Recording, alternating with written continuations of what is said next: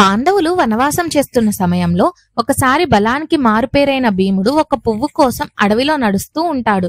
మార్గమధ్యంలో ఒక వృద్ధ వానరం దారికి అడ్డంగా పడుకొని తన తోకను దారికి అడ్డంగా ఉంచుతుంది. భీముడు ఆ వానరాన్ని చూసి, ఓ వానరమా, లే, ఈ దారి నుంచి నీ తోకను పక్కకు తీసి నాకు దారి ఇవ్వు అని గర్వంగా అరుస్తాడు. అప్పుడు ఆ వృద్ధ వానరం, నాకు వయసు అయింది, నేను బలహీనంగా ఉన్నాను, నీకే బలం ఉంటే ఆ తోకను నువ్వే పక్కకు తీసి వెళ్ళు అని చెబుతుంది. తన బలంతోనే సమస్తం సాధించగలనని అనుకున్న భీముడు ఆ వానరం తోకను పక్కకు తీయడానికి ప్రయత్నిస్తాడు. కాని ఎంత ప్రయత్నించినా భీముడు ఆ తోకను కదిలించలేకపోతాడు.